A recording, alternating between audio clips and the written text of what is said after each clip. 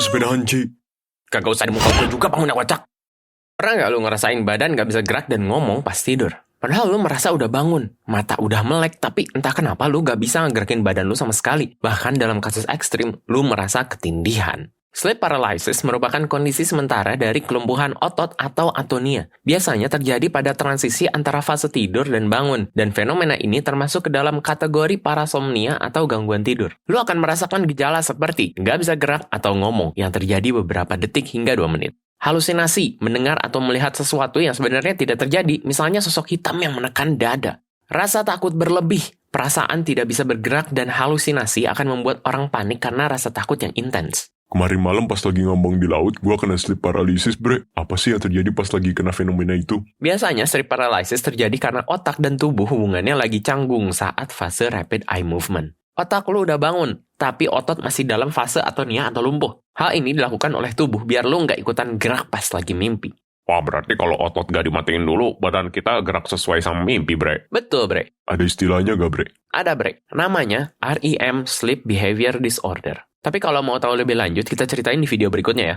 Sleep paralysis ternyata umum terjadi di masyarakat, bre. Sekitar 8-50% populasi pernah mengalami fenomena ini, terutama pada anak remaja hingga dewasa. Penelitian mengenai sleep paralysis juga menemukan kalau sekitar 7,6% populasi umum dan 28,3% mahasiswa berkata pernah mengalami sleep paralysis. Faktor yang menyebabkan seseorang mengalami sleep paralysis antara lain gangguan tidur. Misalnya narkolepsi atau insomnia dapat mengganggu siklus REM dan menyebabkan otak terbangun sebelum fase atonia REM berakhir.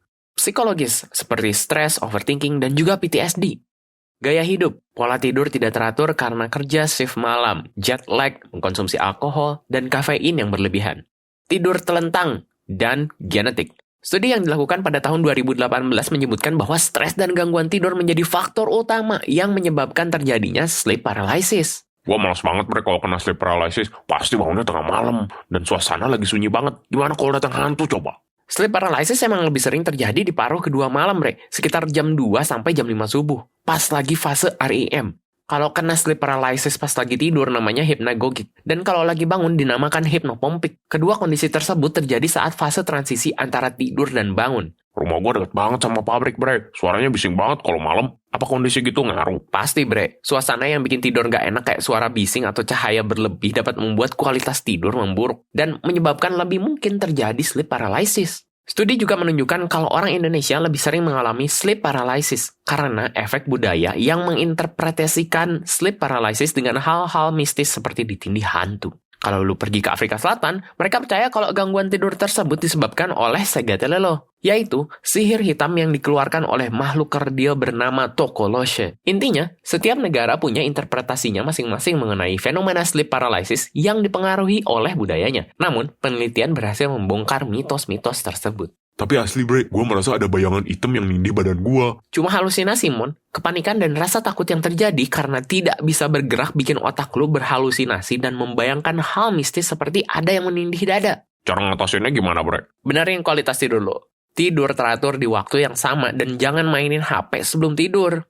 Hindari posisi tubuh telentang. Tidur miring ke kiri atau ke kanan dapat mengurangi resikonya. Dan jaga tingkat stres. Coba meditasi ringan sebelum tidur atau terapi biar stres tidak berlanjut.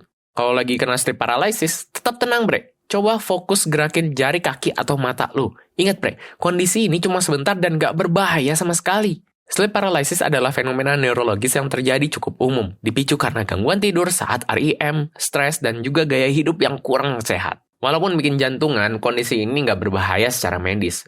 Coba perbaiki pola tidur dan kelola stres sebagai bentuk pencegahan. Tapi kalau terjadi terlalu sering, coba konsultasikan ke dokter spesialis tidur untuk bisa diperiksa lebih akurat. Coba tulis di kolom komentar tentang pengalaman lo pas kena sleep paralysis. Jangan lupa like, subscribe, follow, dan share ke teman-teman kalian yang lagi kena masalah yang